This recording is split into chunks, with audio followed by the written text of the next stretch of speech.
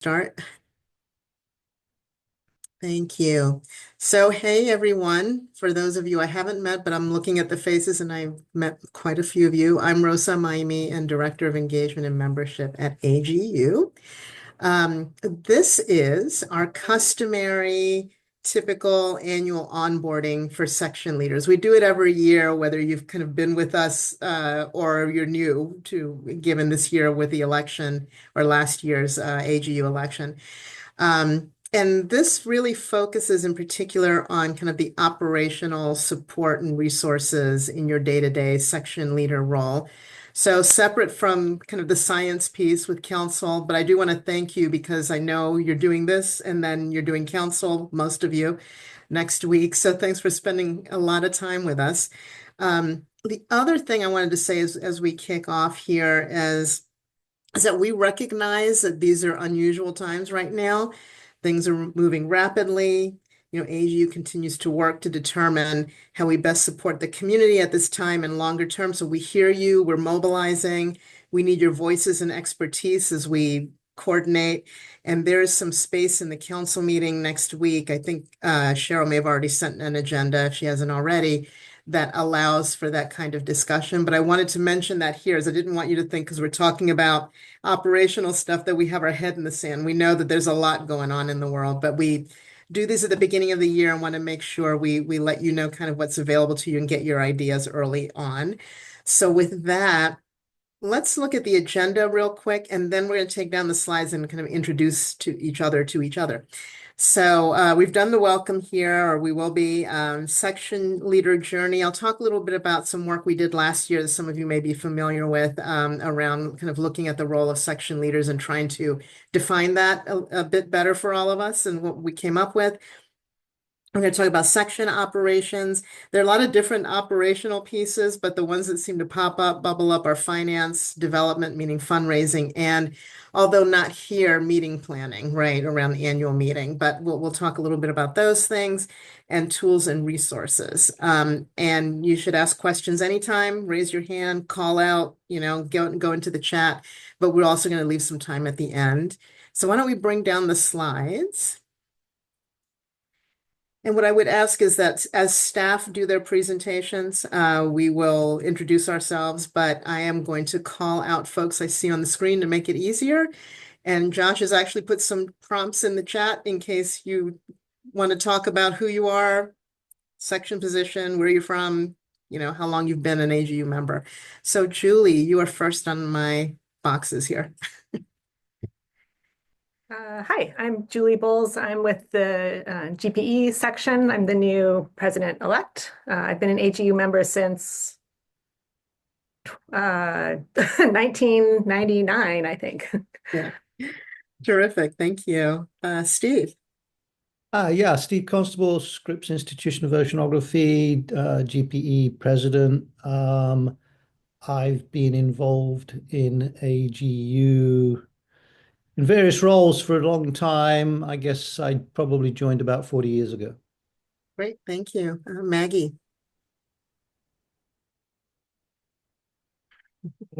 Sorry, I'm using my phone because I was trying to be careful not to use my government computer. Hi, I'm Maggie Avery. I am the new GPE secretary. I've been a member of AGU since I started grad school, so 2011. And yeah, I'm excited. Great, very nice. Kripa. Hi, folks. I'm Kripa Jagannathan. I'm a research scientist at Lawrence Berkeley Lab. I have been an AGO member since 2015, I think, which might sound recent, but that I only moved to the US in 2013. So very excited to be here and that AGU has been part of my academic journey for most of my time here. Yeah, thank you. Nadia. Hi, my name is Nadia Lapusta. I'm at the California Institute of Technology, and I am the president-elect of the Tectonophysics section, and I have been with AGU since late last century. Thank you. Dan. Hi. So yeah, I'm Dan Faulkner. I'm past president for Tectonophysics and Much like Nadia, my first interaction with AGU was when I was a grad student in 1997 and when I attended a full meeting. So, yeah. Great, thank you. Lisa. Yeah, hi, I'm Lisa McNeil from University of Southampton in the UK, and I'm the president of Tectonophysics. I think I became a member of AGU in 1993. Very good. Quite a while. Very good. Thassara. Hi, everyone. Apologies, I don't have a working camera on my phone. My name is Tashara, I also go by T. I am the president-elect for Science and Society, and I've been a member of AGU since my undergraduate days, back in 2010, I believe. Great, thank you. And I think Sarah. Hi, everybody. My name is Sarah Turner. I am the secretary for the Science and Society section. And I have been a member of AGU probably as long as Kripa has. I think I joined in 2019, 2020. Wonderful. Thanks everyone for the introductions, and thanks for your time with AGU and volunteering and your commitment. So let's go to the first set of slides.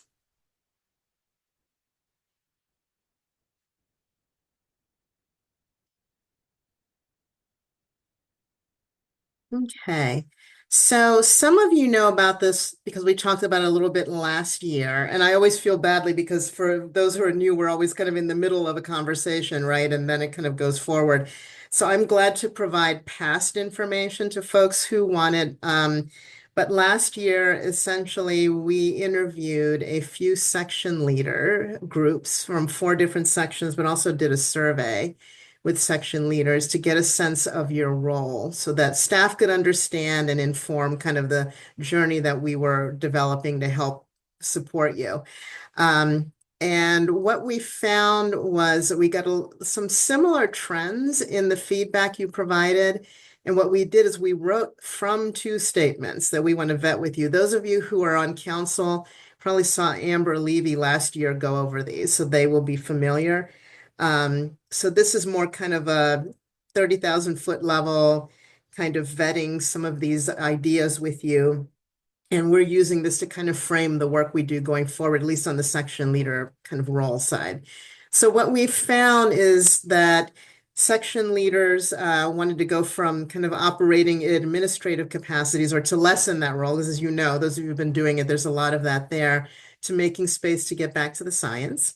The other we found in talking to you all is that sections going from functioning as siloed entities to engaging in cross-section collaboration. So we want to find ways, we tried to do some things last year. We want to find ways to continue to have sections learn from each other, talk to each other, collaborate on maybe specific initiatives together.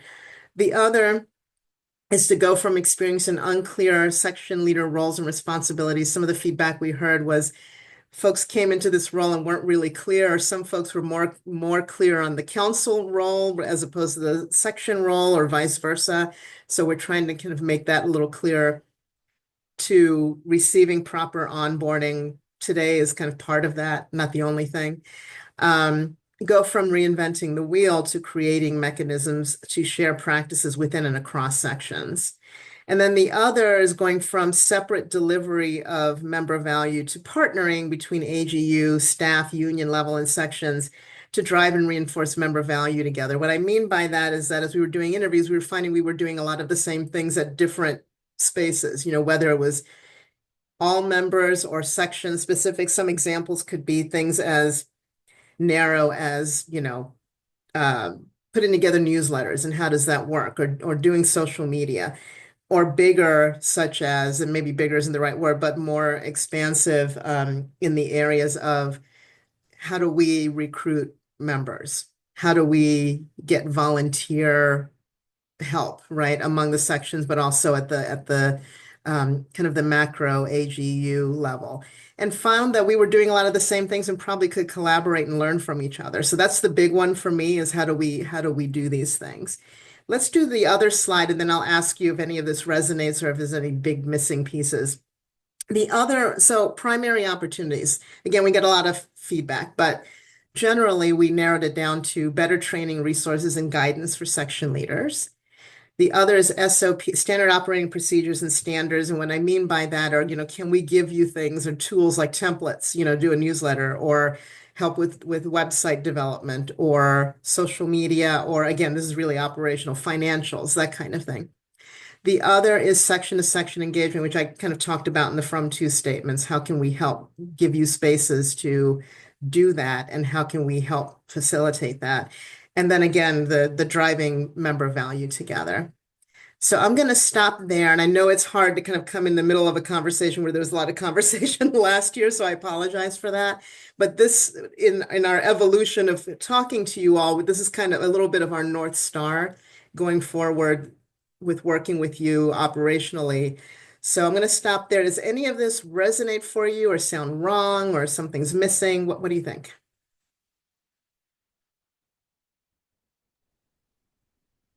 Yeah, I was just going to say, your previous slide in particular, many of those topics, I agree, are very important, and things that if we can see some improvements in those, I think that would be really helpful.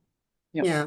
And we want to hear from you in terms of what the needs are. I mean, I think we know what some of them are too, right? But what the needs are and how we can work together. So that's great. Yeah. And can I just add something on the reinventing the wheel? Yeah. There. I think one of the things that would be really great is not just about mechanisms to share practices within and cross sections, which would definitely be good, but it almost needs, I think, a bit more sort of top down, maybe from you guys helping with creating a template, which is okay, everybody's going to use the same template and do this, so that so that yes, it would be great to share practices within and across sections, but we could go further, I think, in terms of just starting with a sort of a common basis or template for doing something. Yeah. I think that would be great, and that would simplify things, I think, a lot. If you have a bit of time to do some of those things. Yeah, no, we can certainly do that, and then we would always come back out to you all or some portion of you all and say, does this make sense? Or Yes, absolutely. Yeah. With sections, but yeah. All right. Anything else before we go forward in some of the in the weeds stuff, as I call it?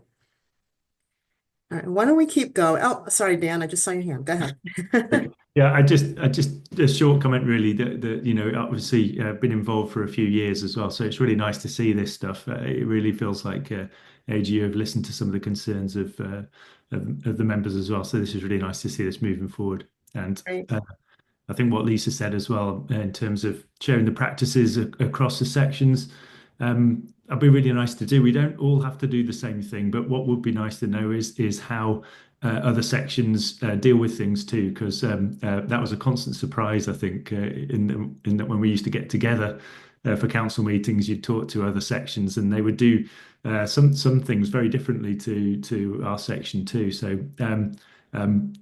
sometimes there's good reasons for that, but it's just nice to know how other people do that. But we don't have to shoehorn everyone into the same way of doing things. But it is nice to share things that could be improved across sections.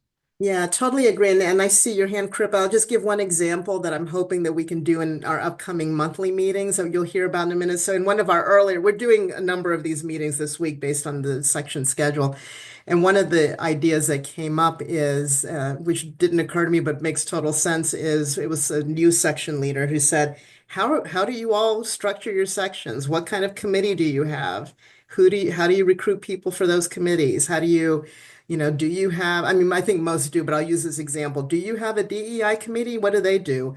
What about your student, So it feels like a simple conversation, but it seems like it might be valuable. So I think that's something we want to do in one of our first upcoming monthly meetings as an example, right? So, Kripa. Oh, Rosa, I'm just building off of all of Lisa, Dan, and Tushara's comments here. I will say that now more than ever, I feel like a lot of us on this volunteer responsibility have our heads a little bit not in the spaces and our focus not in.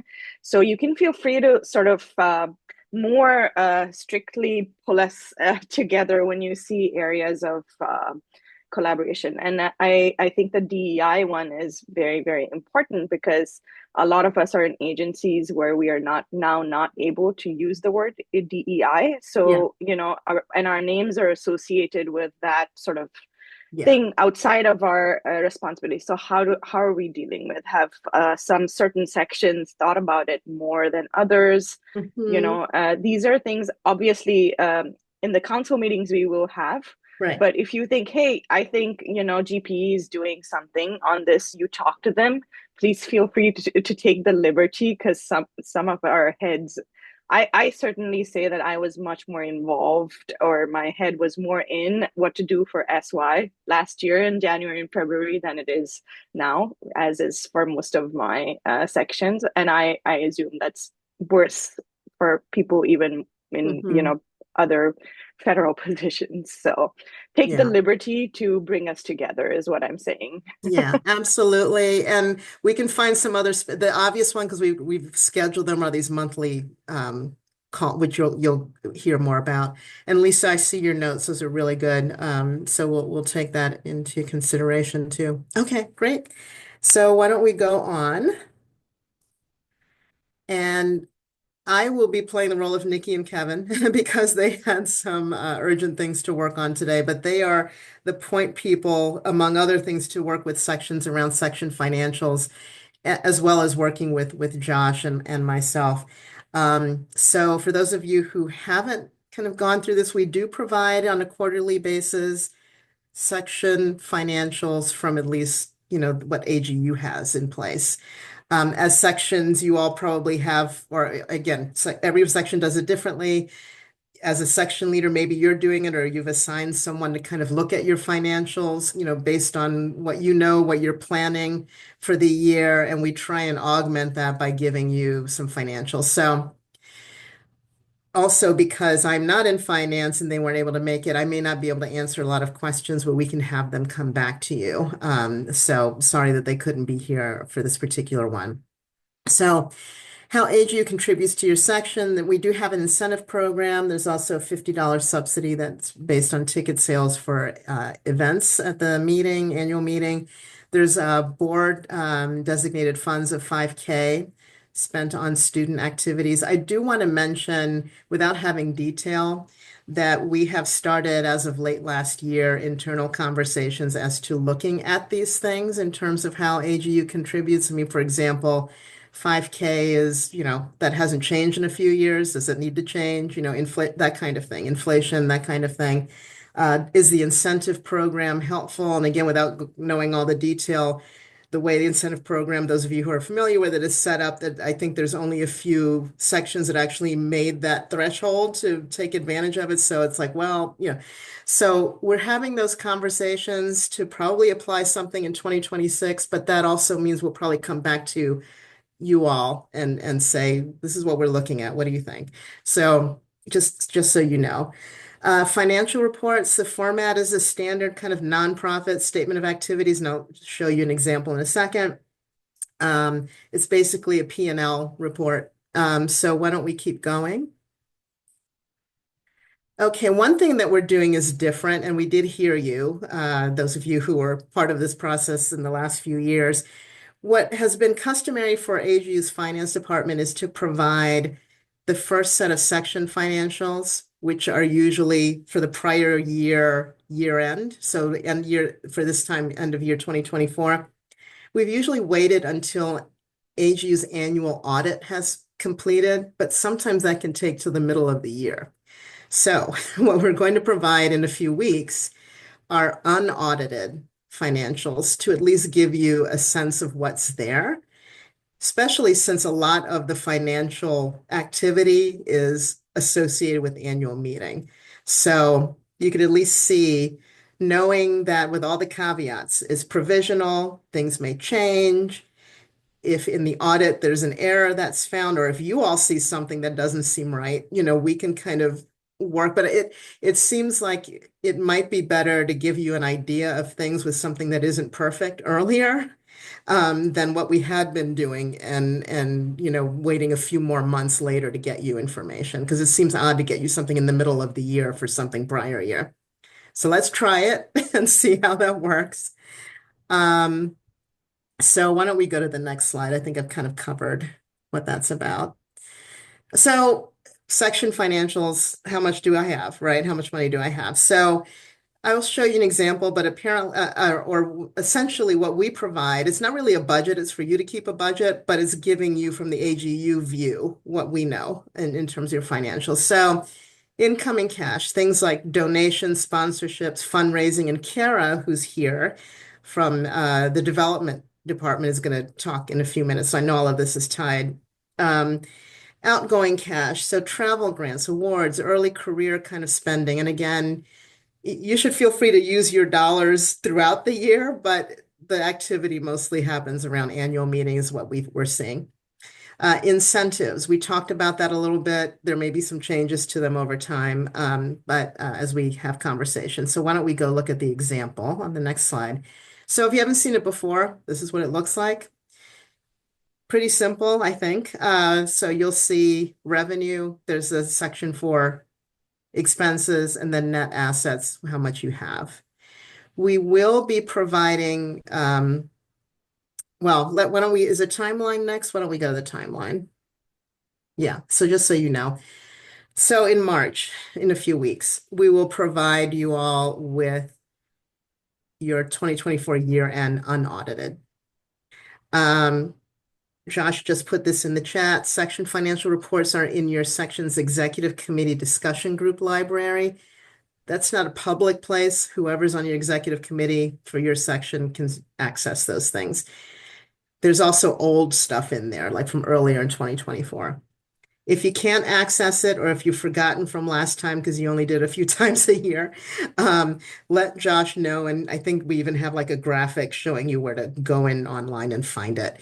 And when these March ones are available, Josh will put them into the appropriate place in the library for each section, and then he will send an email and or something and connect to say, hey, it's there. Go take a look. So then back to the timeline. So in April, May-ish, we will provide the audited version of the 2024 final financials. Then in July, we will provide the June year-to-date 2025 financials and year-to-date 2025 for September in October. So that's our planned timeline. I think that's the end of the slides for that. But Steve, why don't you go ahead and ask? Yeah, I think getting us early feedback after the annual meeting is good. We don't need audited data. Okay. We just need an idea of where the money went and how much is left. And I'll also say that mistakes can be made. And so if you are actually wanting the audit to be accurate, it doesn't hurt to Right. go back to the sections with the information that you think you have. And we can say, no, we actually didn't do that event, or no, that event only cost this much. And so, yeah, I think I encourage that. Yeah. The sooner the better. Absolutely. So let's see how that goes and let us know what you find. I mean, even in the audited version, as you know, there's some back and forth where things get missed, right? So might as well start that early. Since they're kind of connected, I'm going to go ahead and ask Kara to jump in to the development discussion. So Kara's our Director of Development, and I'm going to turn it over to you. Thanks, Rosa. And Josh, you could go to the next slide, please. Hi, everybody. As Rosa stated, my name is Kara Green. I'm the Director of Development at AGU. I work on our fundraising team with the lovely individuals on the left-hand side of the slide that are listed. Excuse me. However, if you have any questions, Tracy Lamondu, Vice President of Development, and myself will be your main point of contact. So please feel free to reach out to us via email. We're also happy to set up a Zoom or team meeting or phone call if you have any specific questions that arise after this or throughout the year to help you in your fundraising process.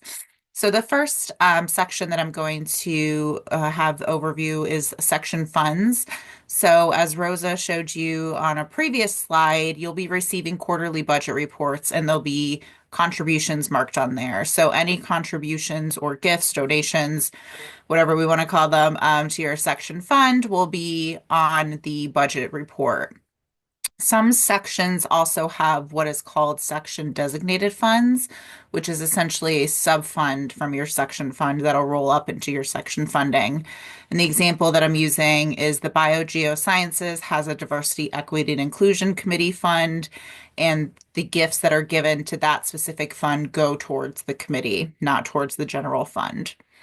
So next, let's talk about how to solicit your membership. There's a couple different ways that we could go about doing this, and we're happy to help you with any of those, or if you have anything outside of this, have conversations about the processes for that. We have canned newsletter language available, as well as suggested language for social media, for AGU Connect. If you have specific questions, we're happy to help you with that. We could also set up specific section giving links and giving sites, meaning that if you go to the main AGU giving page right now, so if you go to the AGU homepage and click donate, it will bring you to the main giving page, which lists every AGU fund. So if you want a dedicated link or giving site that goes directly to your section fund, we could help you set that up. And then we could also help with special initiatives in outreach. So the education section, as an example, does a campaign called Honor an Educator, where each year they do a specific email appeal that asks their members to submit information to an educator that's made a difference in their life and also make a gift in doing so to honor that individual or individuals. So just an example, but happy to talk through any thoughts that your section has throughout the year and how we could make that happen. And lastly, I did want to touch base on section support sponsorships. And this is essentially working with corporations or organizations that want to support your section through a specific sponsorship. We do have levels for the sections. There's 3 different levels. They're available on AGU Connect. They go up to $5,000, and there's benefits that go along with each level for a corporation. If it's above $5,000, if you have a corporation reach out to you or you have a corporation in mind that says, hey, interested in supporting your section, but the gift I'm interested in doing is $20,000, for example, we ask that you reach out directly to Tracy or I so we could walk through the process and really identify what benefits would be available for that sponsor. And a lot of our sections do use any sponsorship funding that comes in for section programming. So for your events around the annual meeting, as well as student and early career travel grants. And lastly, I did want to touch base on, excuse me, 2 policies that we have at AGU, and Josh just dropped the links in the chat. The first being the AGU gift acceptance policy.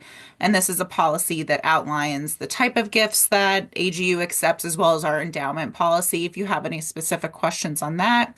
And we also have the organizational support policy, which outlines how we work in partnership with prospective corporations and organizations, as well as the type of gifts that we will accept at AGU from most corporations.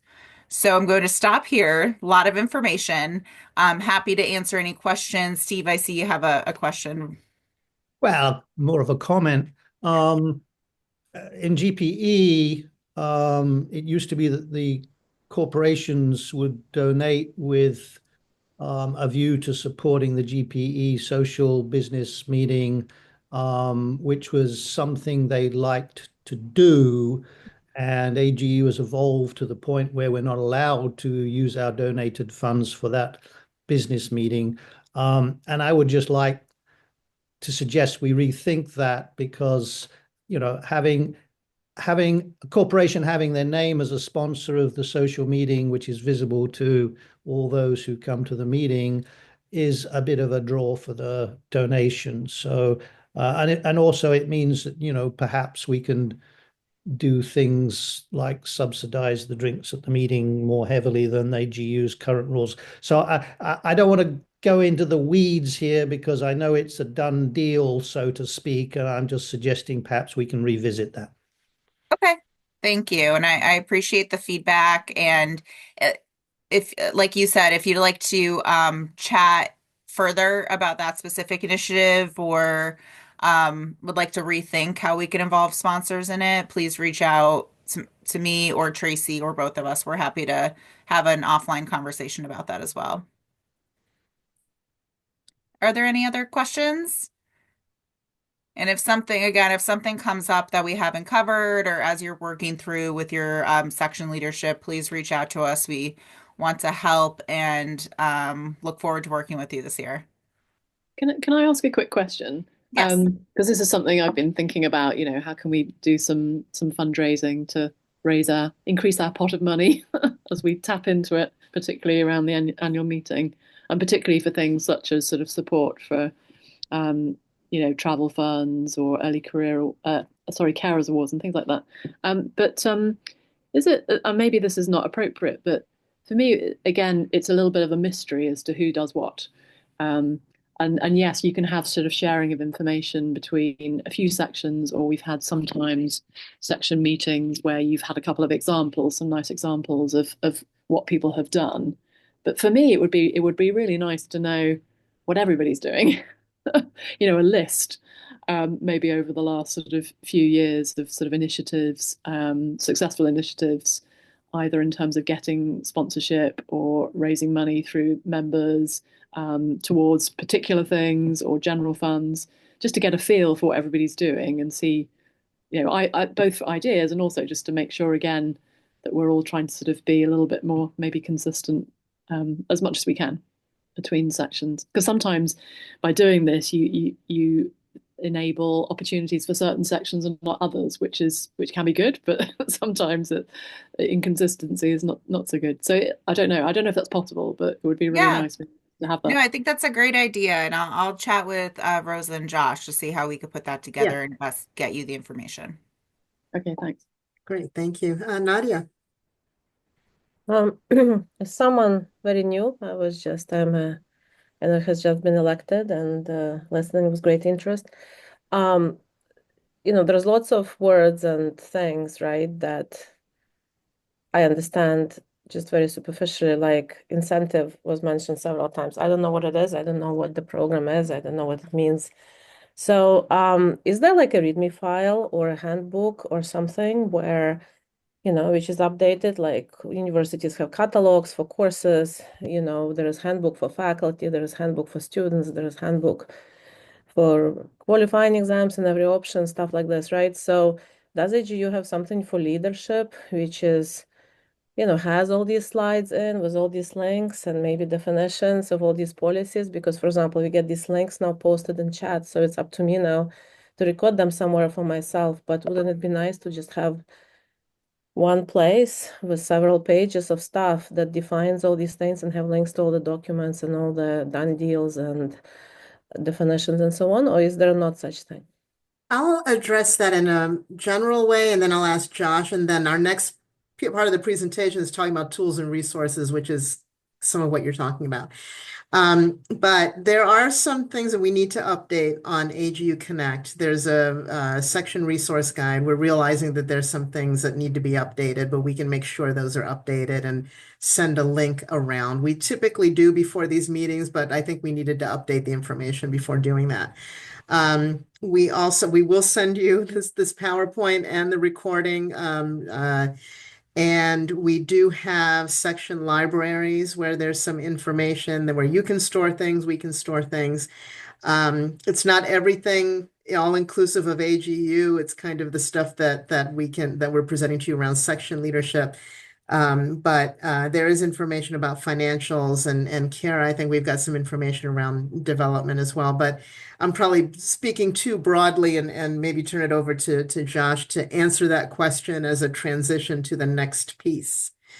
I just wanted to know that in regard to the very first discussion about common shared practices between sections and things like that, that could be part of that too, right? Like the minute there is some kind of document for leadership that can have templates for websites and common shared practices, common practices, something, it Mhm. just would be nice to have all in one place because otherwise requires too much effort to understand what's going on. And by the time you do, I guess people rotate. So Mhm.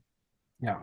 I'd like to really support that idea. And I think we did actually make the same suggestion maybe a year or two ago. I can't remember Mhm. when it was, but it did come up before.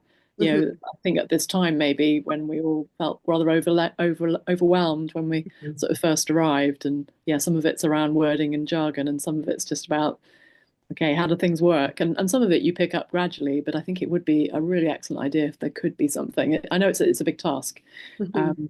that sort of pulled together, this common information. And Yeah. it's something that you can tap into as you go.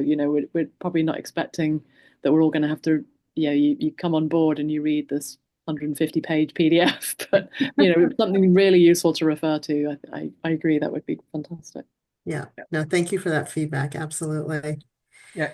Um, Oh, Go sorry. ahead. No, go ahead. I was about to say, speaking of resources, so go Yeah. ahead. Currently, we do have the section resource guide, which Rosa mentioned, which does need to be updated a bit, but it has a lot of this information in it. And I'm going to be creating tutorials, which I'll talk about in my presentation, like a how-to for a lot of these resources. I'll show you a list that I already have quickly that I've written down.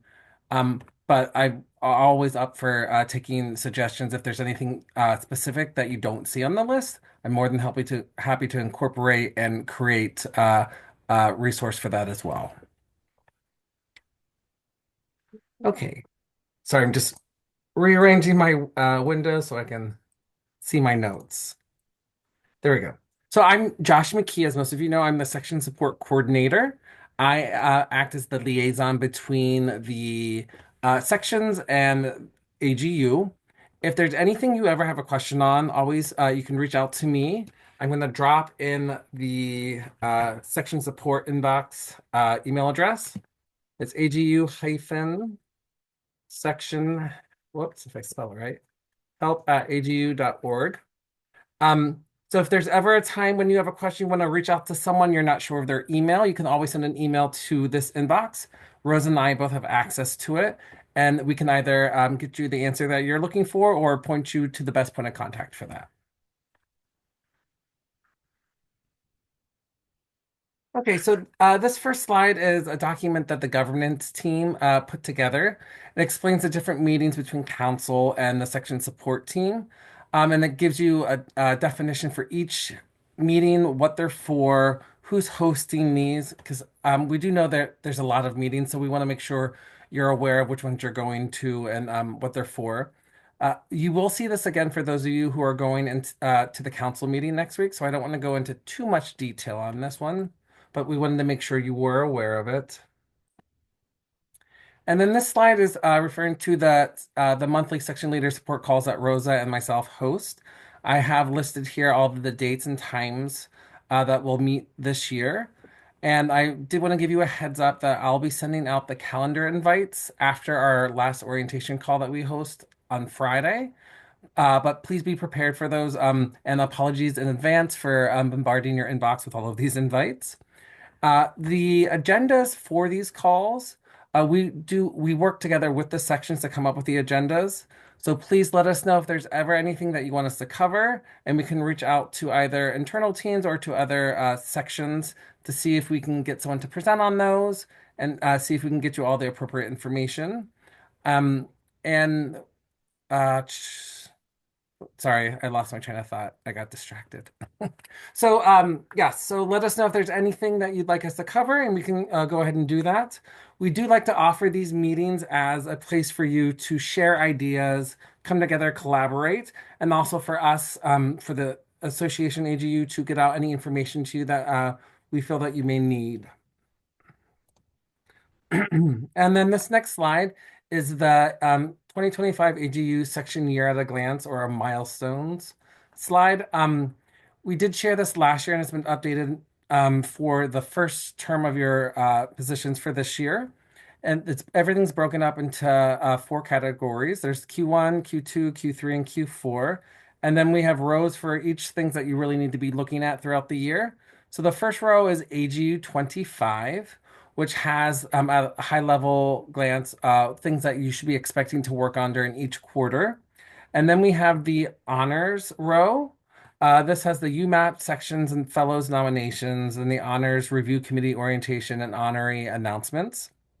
And then the third row here is the section leader calls. That has all of the calls that we'll have this year. That's the same as the last slide. And then we have a row for council. Right now, we only have 2 confirmed dates for council meetings. Q2 and Q3 are still TBD. As soon as we get those dates, we'll add them to this slide and update it for all of you. And then the last slide is the ongoing things that you need to be looking out for throughout the whole year. So there's not just one specific due date for these. There are things like newsletters, looking over your financial statements, sponsorships, posting to connect, and reviewing your section websites.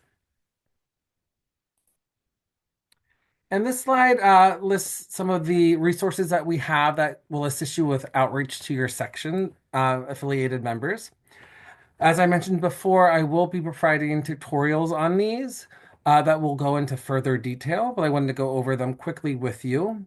For AGU Connect, that's our open networking collaboration platform. Each section has their own community.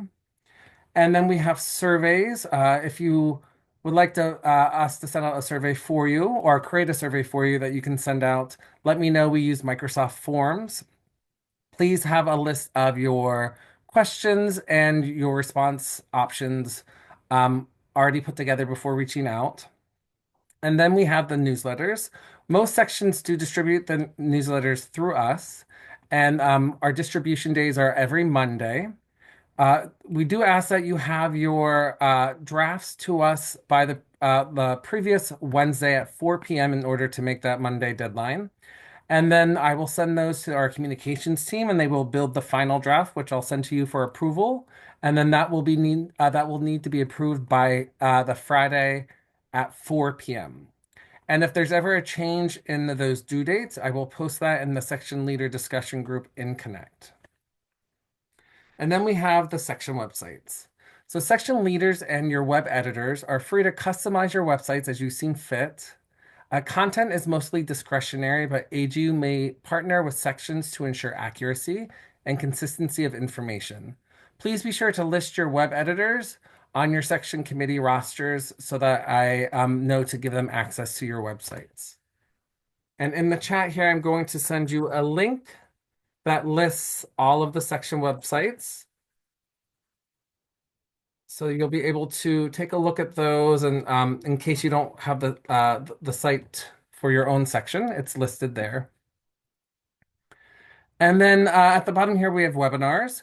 You're more than welcome to host a webinar on one of our 2 platforms. We use GoToWebinars and Zoom. Zoom is much more popular. It's a little easier to use, while GoToWebinars is a bit more secure. If you'd like to host a webinar, send me an email and I'll send you the intake form. But we do ask that you give us at least a month in advance to set those up for you. That way I can make sure we have someone on staff who's available to be on the call to help you with logistics. And that will give us time to get it on our AGU webinars page to help advertise. And then this last slide is for the section support updates. First is the section committee rosters. These are due March 14th. I originally sent an email out on these at the beginning of the month. So the section committee rosters are documents where you record your members selected for your committee positions and their term dates. These are maintained by the section leaders, and AGU uses these rosters to update our records.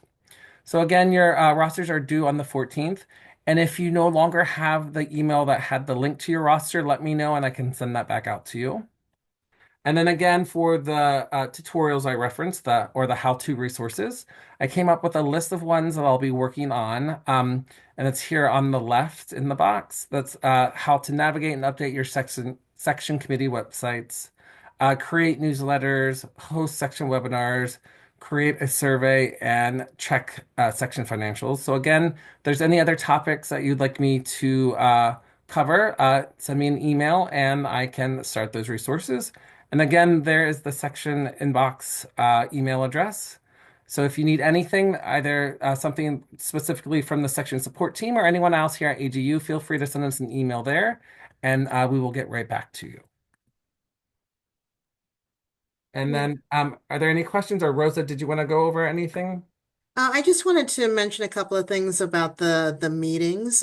So there was we get a lot of confusion, even folks who've been doing this a while, in terms of what meeting is for what. So I just want to mention the monthly section support calls, which again, Josh and I oversee, are really the operational pieces and a place as section leaders for you to share information. There's also, if you haven't done these before, the monthly leadership calls. Those are done through the executive office. Sometimes our CEO, Janice, will be leading those, but those are really 1 hour long in-depth conversations about one topic. It could be about advocacy, it could be about DEI, it could be about publications, that kind of thing. And of course, there are council meetings. So obviously, there are other meetings, other committee meetings that you may be on or that you may oversee. But we still get some feedback saying which one is for what. So hopefully that document helps. Also, again, just to reiterate what Josh said, the monthly meetings really are for the operational pieces. We will have the meetings team on each of those meetings because as we get closer to the annual meeting, a lot of our discussion ends up being about the annual meeting. And interestingly enough, even though the annual meeting is in December, one of the first asks we will make of you is in March, probably in a few weeks, about starting to think about your annual meeting section events. There are a lot of milestones and planning and site visits that kind of go into it throughout the year, which is why conversations start so early. But I just want to give you a heads up that that may be one of the first things that you get from us. And I think that's all I would add to Josh, what you did. So I think I don't think we have any other slides, right? So we can kind of bring this down. We've got about 10 minutes left to see if anyone has any questions or comments or anything you want to share for right now. This is the beginning of a lot of conversations, obviously, and meetings. So, but any thoughts in the moment?